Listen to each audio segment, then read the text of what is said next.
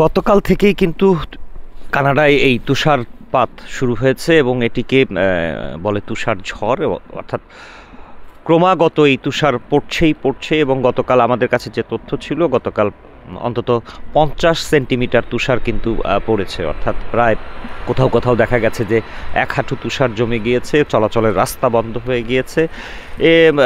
টিটিসির যে ওয়েবসাইট আছে সেই ওয়েবসাইটের তথ্য অনুযায়ী এ পর্যন্ত তারা বেশ কিছু রুটে কিন্তু তাদের যানবাহন চলাচল বন্ধ করে দিতে বাধ্য হয়েছেন। কোথাও কোথাও তারা বিকল্প ব্যবস্থা নিয়ে অল্প কিছু যোগাযোগের ব্যবস্থা করেছেন, অর্থাৎ যারা এই গণপরিবহনগুলোতে চলাচল করেন তারা কিন্তু আসলে খুবই ঝক্কির মধ্যে আছেন, এবং যারা ব্যক্তিগত যানবাহনেও চলাচল করেন তারাও কিন্তু আসলে অসুবিধার সম্মুখীন হচ্ছেন, কারণ কোথায় কিভাবে পথটা হয়ে আছে সেটি কিন্তু আসলে কেউই আমরা আগাম জানতে পারি না। তো যার কারণে দেখা যায় যে যারা ব্যক্তিগত যানবাহন নিয়েও চলাচল করছেন বা করবেন বলে মনে করছেন তারাও কিন্তু বেশ খানিকটা ঝক্কির মধ্যে রয়েছেন। এবং একই সঙ্গে এটিও বলে রাখি যে ইতিমধ্যেই কিন্তু সাবওয়েতেও কিন্তু এটি বন্ধ হয়েছে, এবং বিকল্পভাবে আমরা যেমনটা দেখছিলাম যে কোথাও কোথাও টিটিসির বাস দিয়ে এই সার্ভিসটাকে সচল রাখার চেষ্টা করছে, অর্থাৎ টিটিসি তার সার্ভিসটাকে সচল রাখার চেষ্টা করলেও আসলে যে আবহাওয়া, সেই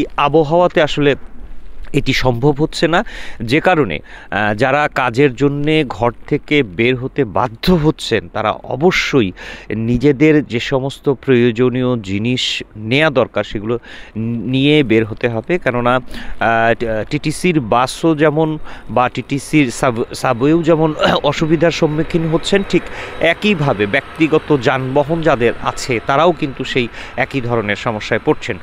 তবে বিশেষত যে কথাটি বলতে হয় যে সিটি ইতিমধ্যেই তাদের এই তুষার পরিষ্কার করার জন্য যে কর্মী আছেন তাদেরকে মাঠে নামিয়েছেন, কিন্তু এখন পর্যন্ত পুরো শহরটি কিন্তু পরিষ্কার করা যায়নি। এবং আমাদের কাছে স্থানীয় যারা পথচারী আছেন, তারা যারা চলাচল করছিলেন তারা কিন্তু অভিযোগ করেছেন যে পথচারীদের চলাচলের যে পথটি আছে সেই পথটি আসলে দ্রুত পরিষ্কার করা না গেলে কিন্তু এই অসুবিধাটি সকলের মধ্যেই একই সঙ্গে চলে যাবে। কারণ কোথাও কোথাও আছে যে এমনটি যে সাধারণ মানুষ তাদের ব্যক্তিগত যানবাহনটি পার্কিং করে হয়তো গ্রোসারিতে গিয়েছেন, এখান থেকে পার হতে তাকে এই পথচারীদের পথটি ব্যবহার করতে হবে, অর্থাৎ সেটিও তিনি ব্যবহার করতে পারছেন না। তাই সকলেরই যেটি প্রত্যাশা যে সিটি দ্রুত এই তুষার অপসারণের যে কাজটি আছে সেটি তারা দ্রুততার সঙ্গে করবেন, যাতে করে প্রত্যেকটি